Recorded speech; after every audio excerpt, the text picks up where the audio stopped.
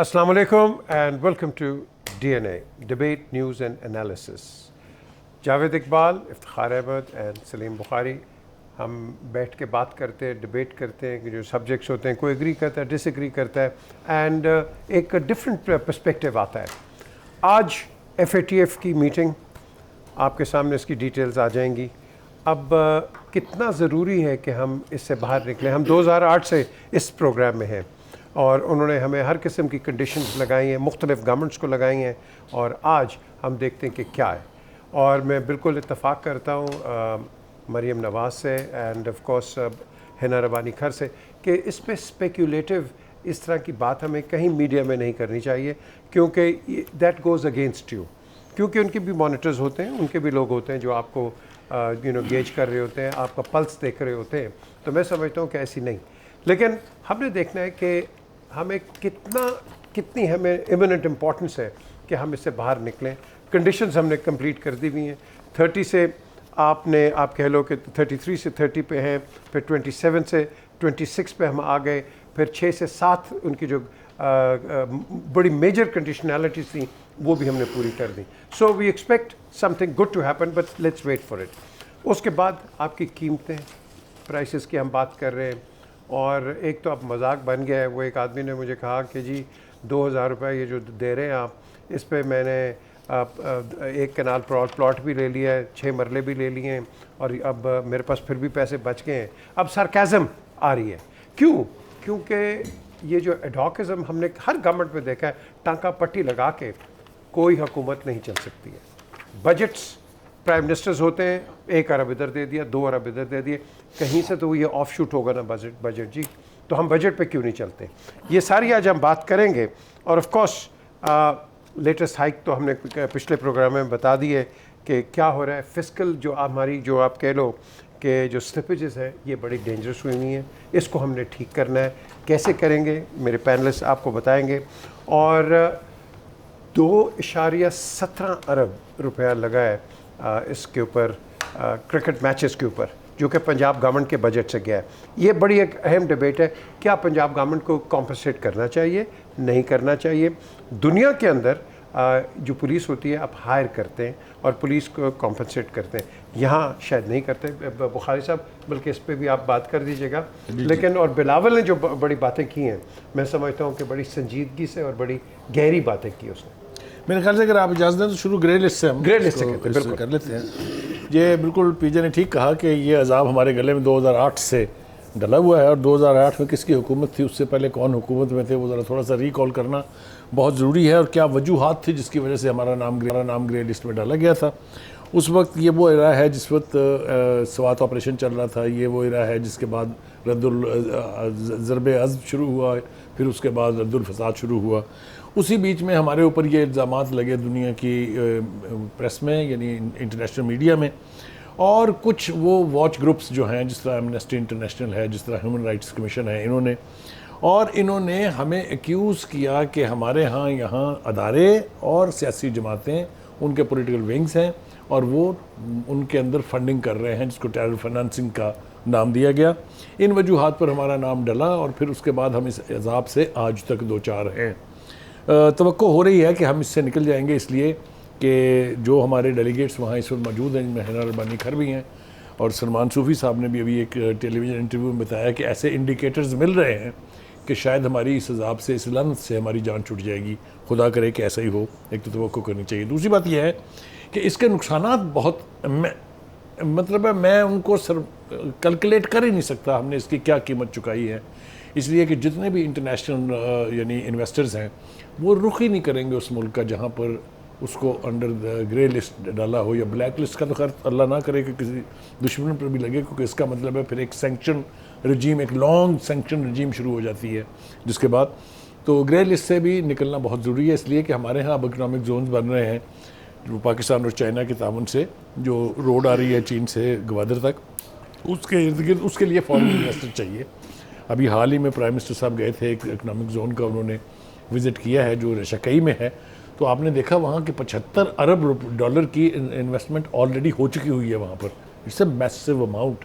तो अगर 16 बनने हैं तो आप ज़रा तसव्वुर कीजिए कि कितना ज़रूरी है हमारा इस ग्रे लिस्ट से निकलना, ताकि इंटरनेशनल इन्वेस्टर जो हैं वो इस तरफ का रुख करें। Last but not the least, ये ब्लेम जो है, जिस तरह पेट्रोल की कीमत बढ़ी है, आज तो पीटीआई कहती है कि जनाब ये हमारा कसूर नहीं है, ये तो मौजूदा हुकूमत से पूछे। इसी तरह से कल हमने देखा कि हमाद अज़हर साहब ने प्रेस कॉन्फ्रेंस की और कहा कि टेरर लिस्ट से, ये जो ग्रे लिस्ट है, इससे अगर हम निकले, क्योंकि हमने बड़ी मेहनत की थी, हमारे डेलीगेशन ने बड़ा काम इसके ऊपर किया था, तो इसका क्रेडिट भी, अगर आप डिसक्रेडिट देंगे इस हुकूमत को, तो उसका क्रेडिट भी इस हुकूमत को लेने दें। ये बस मुझे अर्ज़ करना था। अच्छा इफ्तिखार साहब, आप ये मैं इनका बताता हूँ, इनके पास बड़ी फ़ोन कॉल्स आती हैं और एक इदारा, मैं नाम नहीं लूँगा, ये बताते हैं कि भाई ये करो वो करो।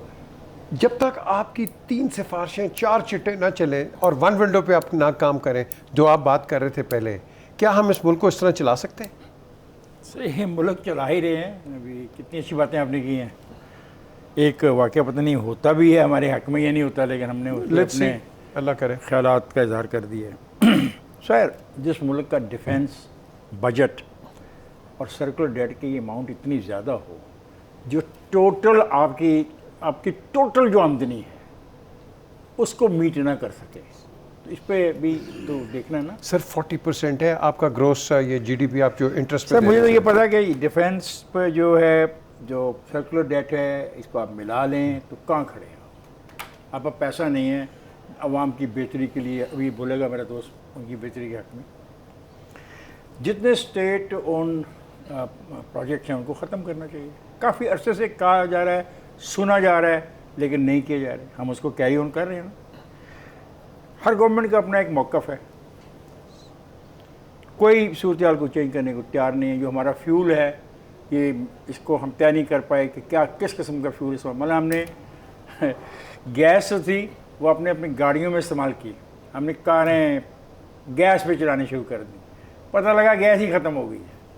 जब वो गैस पे चल रही थी, अरबों रुपए की सरमायाकारी हुई, पंप्स बने, किटें आई, कारोबार हुआ। एक दिन पता लगा ये सब बग़ैर किसी मनसूबाबंदी के था और किसी ने सोचा नहीं था कि इसके नताइज क्या निकलेंगे। ठीक बात। तो हमारे प्रॉब्लम ये है कि हम नताइज को सोचे समझे बगैर सब कुछ किए जा रहे हैं, करना चाहते हैं। तो मैं तो इतनी इनपुट दूंगा कि ये जो पढ़ी लिखी बातें आपने की हैं कि हम 2008 से एक मुश्किल को फेस कर रहे हैं, अल्लाह करे उस मुश्किल से आप बाहर निकल आएँ, लेकिन उस मुश्किल से बाहर निकलने से ही आपके मसाइल तय नहीं होंगे। एक अर्ज़ में अगर कर जो फरमाया इन्होंने, मुझे तो पढ़ी लिखी बातें इन्होंने की है, मैं जाहिलाना गुफ्तगू करने लगा हूँ। ये कि जिस मुल्क का डिफेंस बजट जो है, जो मुल्क इतने स्ट्रेटजिक लोकेशन के ऊपर वाक़या हो, जिसकी इतनी बड़ी तादाद में फ़ौज हो और जिसको इतने बड़े बड़े चैलेंजेस का सामना हो कि वो टेरर से भी लड़ रही है, वो बॉर्डर को भी प्रोटेक्ट कर रही है, वो न्यूक्लियर प्रोग्राम की हिफाजत भी कर रही है, उसके बजट में इजाफे को मेरे ख्याल से किसी भी जेन्युइन पाकिस्तानी को ग्रज नहीं करना चाहिए। वो अलग बात है कि आप ये चाहते हैं कि उसका भी कोई हिसाब किताब हो, तो वो फ़ौज के अंदर अपना एक सिस्टम मौजूद है। मेरा ख्याल है इसको बुनियाद बना के हमें सारे सिस्टम की नाकामी जो है ना, वो एक सेक्टर और एक अदारे के गले नहीं मर देनी चाहिए। मेरी इसके ऊपर रिजर्वेशन है, इसलिए मैंने ये दोनों बातें नहीं कही जिसकी सफाई मेरे एक दोस्त ने दी। बात सफाई की नहीं है। देखें, बात यह है कि आज हम FATF की बात कर रहे हैं, एक अच्छी चीज़ होने जा रही है, पाकिस्तान के लिए खुशाइंद है, और हमें ये सोचना चाहिए कि आने वाले वक्त में इसके होने से हमें क्या फ़ायदा होगा। एक तलवार थी जो हमारे पे टेरर फाइनेंसिंग के हवाले से, इलीगल ट्रांजैक्शन के हवाले से, मनी लॉन्ड्रिंग के हवाले से। अब एक सेकंड, इन्होंने जो वजूहात बताई हैं ना, तो वो भी तो देखें वही ना।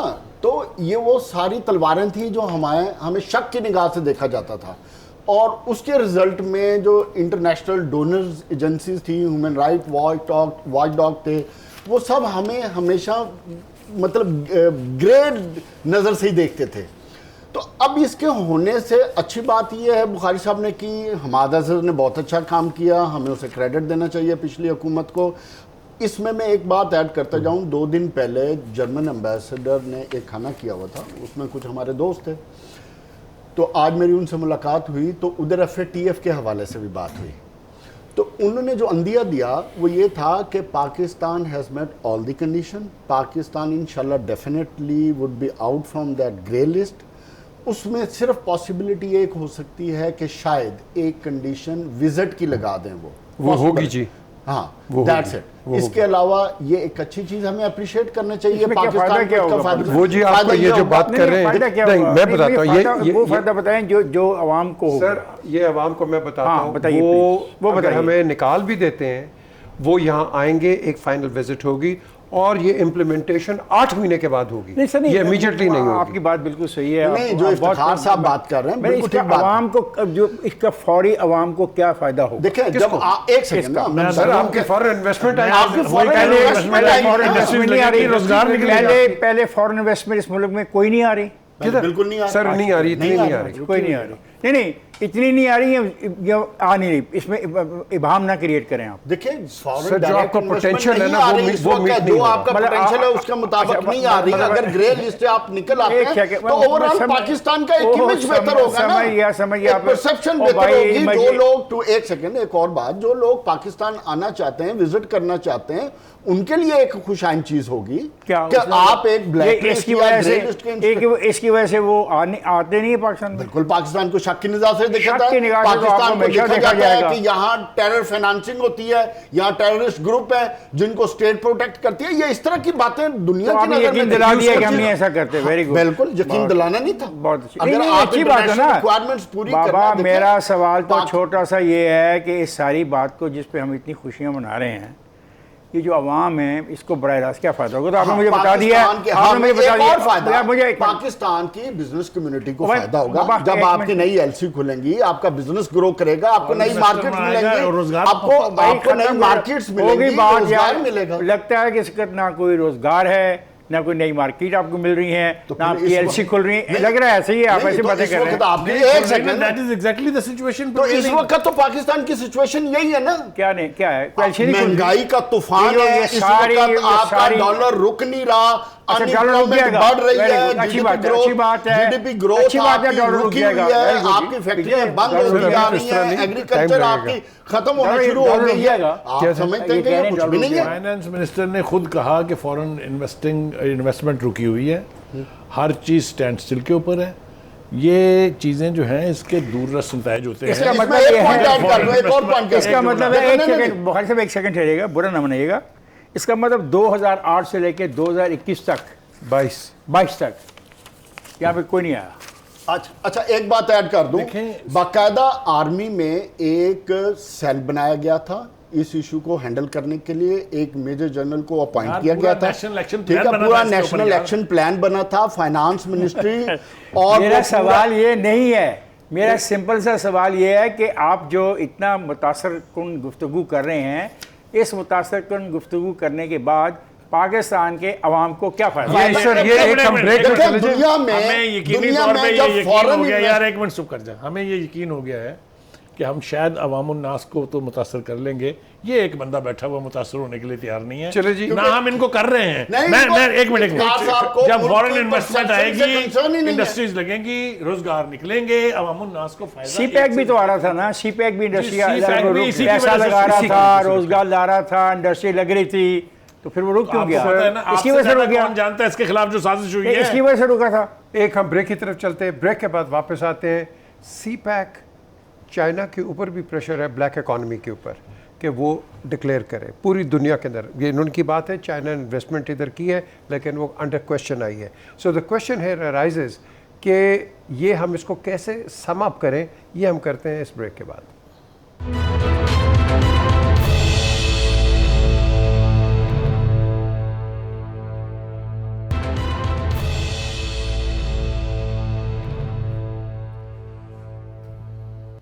Welcome back to DNA. एक और एक पॉइंट उठता है, तो फिर ये जो हम बातचीत कर रहे हैं, ये जो आपकी जो बैंड ऑर्गेनाइजेशंस हैं, इसका एफएटीएफ पे क्या फ़र्क पड़ेगा? क्या will they take that into account as well?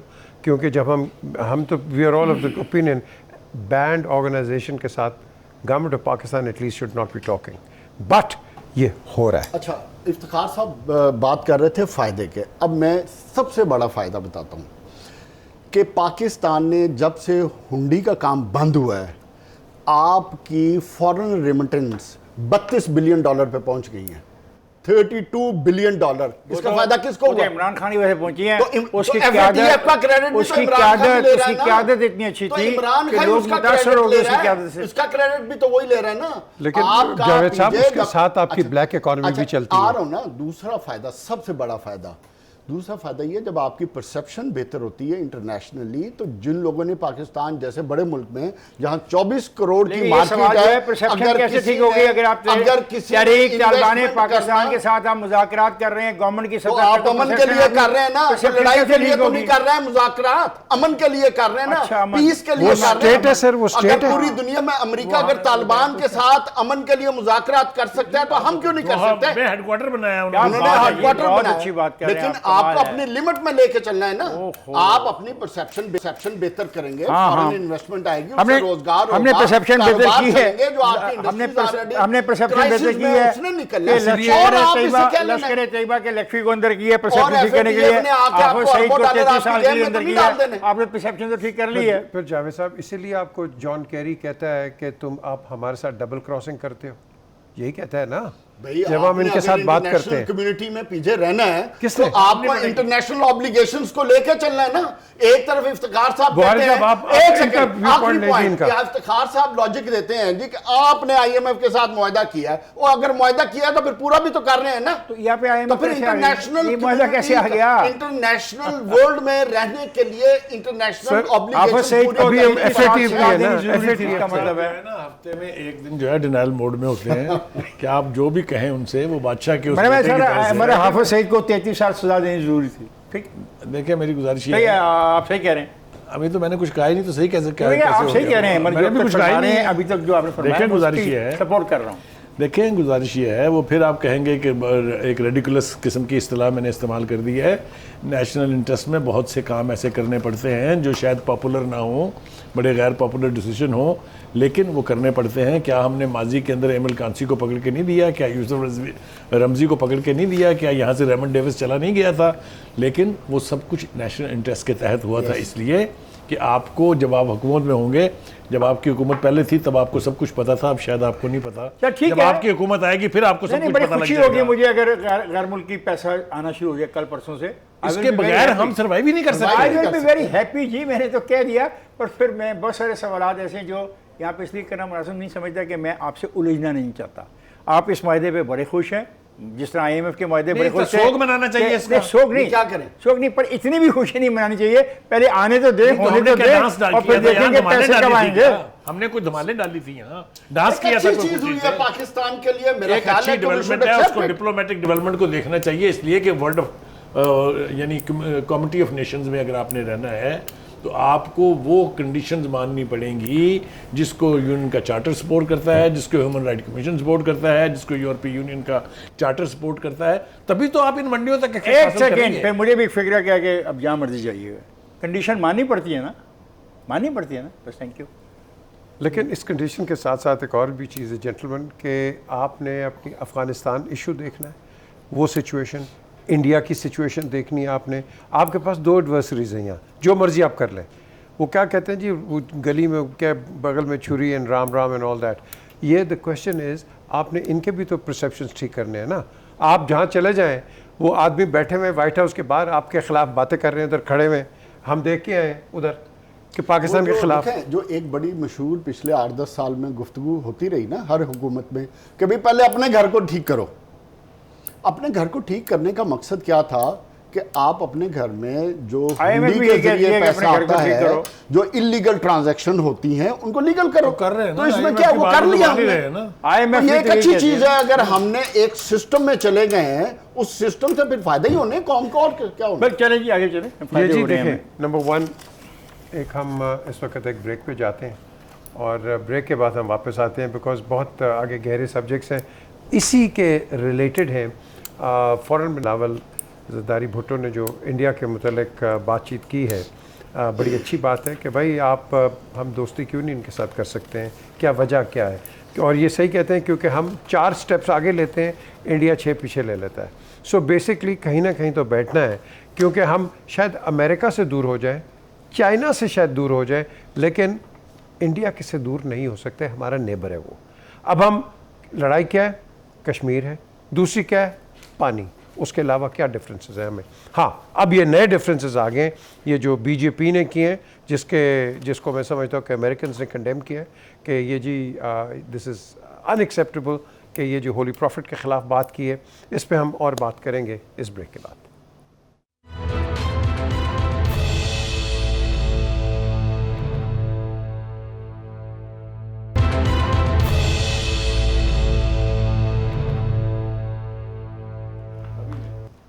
Welcome back to DNA debate news and analysis.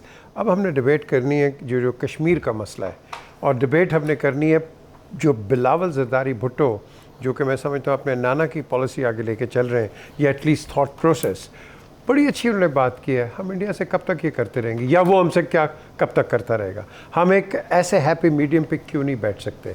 क्यों, आप बताइए। हाँ, मेरे ख्याल से ये उनकी गुफ्तगू जो है इसको सीरियसली रिव्यू करने की ज़रूरत है, सीरियसली एनालाइज करने की ज़रूरत है। उनका आर्गूमेंट ये है कि पीटीआई की हुकूमत के दौरान चूँकि डिप्लोमेसी जो है भारत के साथ उसको रिड्यूस करके मिनिमम लेवल के ऊपर लाया गया, और जिसका नतीजा ये निकला कि जो डेवलपमेंट्स हुई मकबूजा कश्मीर में, जो 5 अगस्त 2019 को आर्टिकल 370 रिवोक हुआ, आर्टिकल 15A रिवोक हुआ, उसके ऊपर हम सफारतकारी के ज़रिए कुछ ज़्यादा प्रेशर इंडिया पर नहीं डाल सके, और ना ही हमने फिर दुनिया का रुख किया कि हम ये मिशन लेके या ये प्लान लेके वॉर फुटिंग के ऊपर दुनिया के कैपिटल्स में जाएं और उनको ये रिकग्नाइज़ कराने की और रियलाइज़ कराने की कोशिश करें कि कश्मीर के अंदर भारत जो कुछ कर रहा है वो इंसानी हकूक़ की पायमाली की बदतरीन मिसाल है, इसलिए कि वहाँ का पर स्टेट टेररिज्म हो रहा है। उनका आर्गूमेंट ये है कि हमें उनके साथ डिप्लोमेटिक लेवल्स के ऊपर, बराबरी की लेवल के ऊपर आना चाहिए, ताकि एक कम्युनिकेशन इस्टेब्लिश हो, हम एक दूसरे के कंसर्न एक दूसरे के साथ शेयर कर सकें, और कश्मीर जो मामला सर्द मोरी का शिकार है या सर्द खाने में चला गया है उसको एक दफ़ा से फिर से रीएक्टिवेट करना चाहिए। मेरे ख्याल से उनकी इस बात में कोई ऐसा इबहाम या कोई ऐसी बात नहीं है जो पाकिस्तान के नेशनल इंटरेस्ट के ख़िलाफ़ हो। मैं समझता हूँ कि अगर ये ओपन होती है डिप्लोमेसी हिंदुस्तान के साथ, जहाँ हम अपनी हर बात उनसे कर सकें, हर कंसर्न शेयर कर सकें, तो ये बहुत बेहतर होगा। इसलिए कि अगर हमें रसाई चाहिए कि मकबूजा कश्मीर की ऑल पार्टीज़ हुर्रियत कॉन्फ्रेंस के लीडरशिप तक, तब भी हमें हिंदुस्तान के साथ डिप्लोमेसी ठीक करनी पड़ेगी, क्योंकि ये मुलाकात दिल्ली में ही हो सकती है, हमें तो श्रीनगर किसी ने जाने देना नहीं है। मैं 2-3 मरतबा वज़ीर-ए-आज़म के साथ गया हूँ इंडिया के दौरे पर, ये मुलाकात वहाँ एम्बेसी के अंदर ही होती है, और एक ट्रेडिशन है बाकायदा। एक दफ़ा नवाज शरीफ साहब नहीं मिले थे तो आपको पता कितना प्रोपेगेंडा हुआ था उनके खिलाफ। तो मैं ये समझता हूँ क्रिकेट मैच में भी गए, ज़रूरत है इस बात की कि डिप्लोमेसी जो है वो एक बराबरी के लेवल के ऊपर हिंदुस्तान के साथ। क्यों जी इफ्तिखार साहब? मैं 100% इत्तेफाक करता हूँ जो बुखारी साहब ने फरमाया, लेकिन मैं एक बात ये भी कहूँगा कि अगर वहाँ पे डेमोग्राफिक चेंज की हम मुखालफत करते हैं तो हमें इस इलाके में भी जो डेमोग्राफिक चेंज है उसकी भी मुखालफत करनी होगी। हमारी यहाँ क्या है? मतलब ये जो हमारे लोगों को ज़मीनें ख़रीद रहे हैं, हम जाके परचेज ऑफ लैंड कर रहे हैं, पहले ये इजाज़त नहीं थी और अभी ये रुझान बढ़ रहा है। नहीं जी, आज़ाद कश्मीर में नहीं, अभी भी हो रहा है। नहीं sir, this is against the law. Sir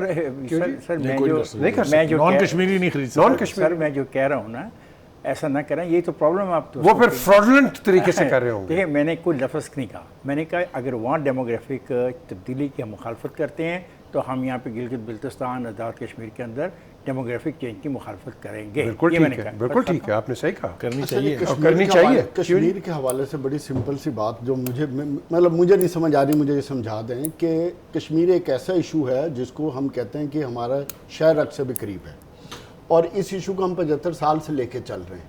बदकिस्मती क्या है कि हर आने वाली गवर्नमेंट जो भी आती है वो एक अपनी ही पॉलिसी बना के चलती है। लेकिन बिलावल को कैसे? एक सेकंड, मैं बिलावल की बात आ रहा हूँ। ये वो इश्यूज होते हैं पीजे जिनको एक इंडिविजुअल्स के कंसर्न्स के साथ नहीं हम डील कर सकते। इसके लिए स्टेट की पॉलिसी होना ज़रूरी है, वो स्टेट जिसमें इंडिविजुअल्स हुकूमतें बदलते रहें लेकिन आपकी पॉलिसी कंसिस्टेंसी के साथ चलनी चाहिए। कौन बनाएगा? आप पिछले 3.5 साल में एक राग आपने पाया कि जनाब कश्मीर को एनेक्स किया गया है, इसलिए हम जब तक मोदी अपनी कश्मीर की स्टेटस को बहाल नहीं करता उस वक्त हम कोई बातचीत नहीं करते।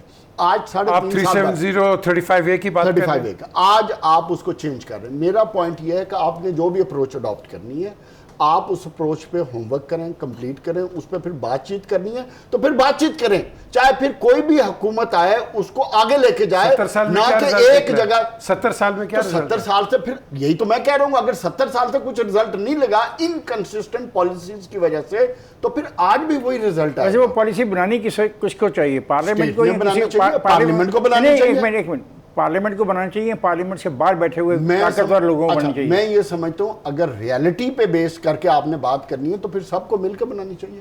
आपकी नेशनल सिक्योरिटी कमेटी बनी है, आपकी पार्लियामेंट मौजूद है, आप अपनी पॉलिसी बना के नेशनल सिक्योरिटी सारे कमेटी से स्टेक होल्डर को साथ लेके बनती है पॉलिसी। ऑन बोर्ड लें और नेशनल सिक्योरिटी जो कमेटी है आप उससे अप्रूव करके उस पॉलिसी को लेके चलें। इवन अगर आपने अपोजिशन को भी ऑन बोर्ड करना है उस पर तो उसको करें। जो बात ताकि खान आने साहब वाली जो बात हुकूमतों को खान भी साहब लेके कहना चलें। चाह रहे हैं, मैं उसकी वजाहत अगर आप इजाजत दें तो कर दूं, क्योंकि 2 मिलिट्री डिक्टेटर के दौरान ये पॉलिसी जो है हमेशा फौज के पास रही है।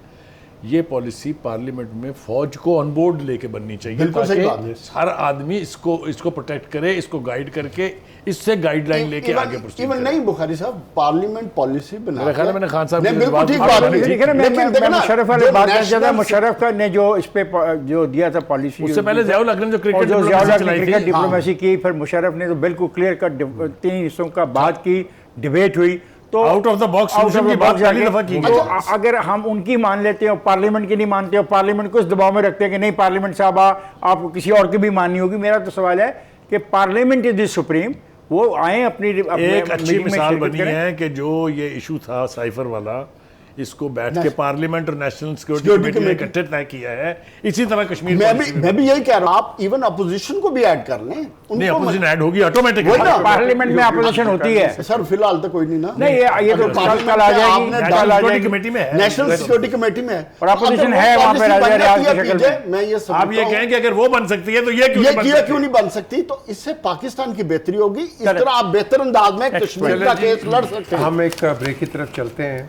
ये मसला बिल्कुल सही कहा है कि जनरल मुशर्रफ के वक्त में बहुत क्लोज आ गया था। मैंने जसवंत सिंह साहब को इंटरव्यू किया लंदन में, वो भी कह रहे थे कि हम करीब आ गए, लेकिन एक सर चीज़ थी, टेबल्स लगा दी गई थी, Yes. लोगों को कह दिया गया था, एवरीबॉडी वाज बोल रहे रेडी, ड्राफ्ट वेट हो गया था, सिर्फ साइन होने Sign थे। होने ड्राफ्ट बैक हो गया था, साइन होने थे। आखिर लम्हे पर आगरा जो उनका हिंदुस्तान में साउथ का जो ताकतवर लॉबी है उससे नहीं होने दिया। बात ठाकरे ने और- नहीं होने दिया, let us name him। और इफ्तिखार साहब, एक जो चीज़ है जो जन साहब ने बताया कि ये कहते थे कि जो बॉर्डर होगा वो कोहाला पे होगा।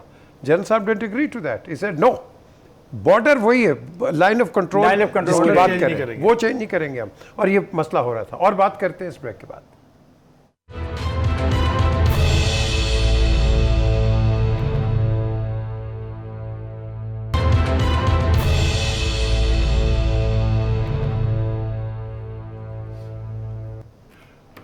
Welcome back to DNA, welcome back.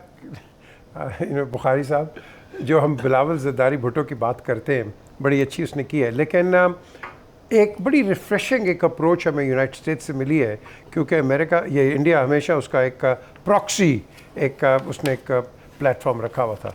तो नेट प्राइस उसने कंडेम किया, which is a very good thing, because जो होली प्रॉफिट के मुतालिक बात करेगा, बहुत ज़्यादा मुसलमान वहाँ भी हैं, ब्लैक मुस्लिम्स हैं, कई हैं, एंड उसके अंदर don't you think it's an encouraging thing? It's not only an encouraging thing, it's after a long time के हिंदुस्तान में होने वाली मुसलमानों के ऊपर जो ज्यादती है, उस पर अमेरिका के फॉरेन मिनिस्टर ने एक बयान जारी किया है और कंडेम किया है इसको, बीजेपी का नाम लेके। Yeah. ये मैं समझता हूँ diplomacy, that is what diplomacy is all about.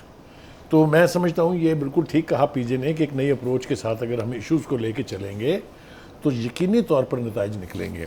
BJP या बीजेपी की हुकूमत या मोदी इस वक्त जो कुछ कर रहे हैं, हम 2 मामले में फेल हुए हैं। एक ये कि हमने वॉर फुटिंग के ऊपर डेलीगेशन मुरतब करके, कश्मीर कमेटी के डेलीगेशन को मुरतब करके ना इस्लामिक कैपिटल में भेजा है, ना इंटरनेशनल 5 कैपिटल में भेजा जो परमानेंट मेंबर हैं सिक्योरिटी काउंसिल के। हमें हिंदुस्तान को एक्सपोज करते रहना चाहिए। It has to be a consistent efforts. Continuous. ये ओकेजन बेस्ड नहीं होनी चाहिए, ये Yes. हमारी नेशनल पॉलिसी का हिस्सा है Very true. और इसको हमें किसी वक्त भी फरामोश नहीं करना चाहिए। तो ये I think it's a good beginning. इसको बेस बना के हमें अब पूरी दुनिया के अंदर कश्मीर कॉज को लेके जाना चाहिए। मेरा क्यों जी? ये अमेरिकी महकमा खर्जा का तर्जुमान है जो नेट प्राइस है, इसने जो बात की है वो मुसलमानों के जो घर गिराए जा रहे हैं, डिमोलिश किए जा रहे हैं, जहाँ इस बुनियाद पे कि यहाँ पे ऐसे मुसलमान रहते हैं जो मॉब को लीड करते हैं, जो लोगों को इकट्ठा करते हैं, घर गिराए जा रहे हैं, दुनिया देख रही है। सर मस्जिदें भी गिरा रहे हैं। और उन्होंने ये कहा है कि इंसानी वक़ार जो है वो मसावी मौक़े फराहम करता है। हम कहते हैं कि आज़ादी और मज़हब का एहतराम किया जाना चाहिए, कि किसी भी जमहूरियत में अगर हम देखें तो ये उसके बुनियादी इक़्तिदार होते हैं, इसलिए हम उनके इस अमल को कंडेम करते हैं। एक बात उन्होंने और कही है इस अमरीकी महकमा खारजा के तर्जुमान ने, पाकिस्तान हमारा शराकतदार है, हम इस शराकतदारी को आगे बढ़ाना चाहते हैं। मुझे इसमें ये बहुत ज़्यादा मुस्बत पहलू नज़र आया, इसलिए मैंने आपके साथ शेयर कर लिया। लेकिन आप साथ ही उनको भी तो क्रेडिट दें, OIC और जो मिडल ईस्ट ने भी मरमर्स निकाली हैं इस दफ़ा।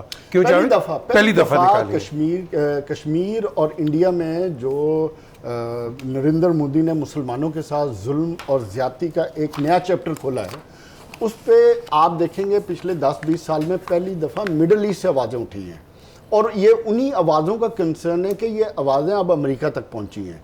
ये वो प्रेशर है, अगर पाकिस्तान को और पूरी दुनिया के मुसलमानों को समझ लेना चाहिए कि अगर ये इकट्ठे होके मुसलमानों के ख़िलाफ़ कहीं भी एट्रोसिटीज़ होती हैं उसके ख़िलाफ़ आवाज़ बुलंद करेंगे, अगर उनकी चीज़ों का बायकॉट करेंगे, जिस तरह कल मैं देख रहा था इवन इंडिया में कई शहर हैं जहां ऐसे लोग हमारे मुसलमान इकट्ठे हुए हैं जिन्होंने बाइकआउट किया बहुत सी चीज़ों का। ये वो प्रेशर है जो दुनिया इग्नोर नहीं कर सकती, क्योंकि एक बात हम याद रखें कि आज का दौर सोशल मीडिया का दौर है। मैं एक बात पे कन्विंस हूं कि अगर कहीं भी जुल्म हो, ज्यादती हो, किसी के साथ भी हो, अगर सोशल मीडिया के ज़रिए पूरी दुनिया में उस बात को स्प्रेड किया जाए तो वो अटेंशन सीख करती है। ये उसी का नतीजा है कि आज अमेरिका हो या वेस्ट या यूरोप हो, उधर ये गुफ्तगू हो रही है। और इसी वजह से आप देखेंगे अभी तक नरेंद्र मोदी खामोश है, वो बोल नहीं पा रहा इस बात, बोला नहीं, क्यों कि उसको बैकफुट पे धकेल दिया गया है। और यही मैं समझता हूँ हमारी सक्सेस है। और इसी को लेके जो बिलावल भुट्टो जरदारी ने अप्रोच अडॉप्ट की है, मैं ये समझता हूँ कि अप्रोच आप ठीक रखें, लेकिन उसके साथ साथ हमारी सक्सेस नहीं है, इनकी जो बात है कि we need to be continuously we need to put the more and more pressure internationally, ताकि वो कश्मीर का मसला किसी खाते तो लगे। यस, मतलब आप मेरा सिर्फ इजाफा इतना सा है कि हम ये चाह रहे हैं कि जो बुनियाद बिलावल ने रख दी है इसको फॉलो अप के तौर पर हमें अपनी दुनिया के पास लेके जाना चाहिए। नहीं, बिलावल ने दोनों चीज़ों को कहा ना। देखिए, हम पहली चीज़ बिलावल की पर हम बहुत क्लियर नहीं है। हमारे दोस्त कहते हैं कि बिलावल इज एन इंडिविजुअल, ये बात बिलावल को नहीं कह। Sir he works with the foreign officer. No sir, Bukhari साहब ये बात ठीक कर रहे हैं। प्लीज देखिए, भारत से राब्ते मुनक़ता करना पाकिस्तान के मुफाद में नहीं है, ये बिलावल ने कहा। हम इसकी बात पर इत्तफाक नहीं करते, हम कुछ और लोगों को भी कहते हैं, जब तक वो ये बात न कहें उसका कहना दुरुस्त नहीं है।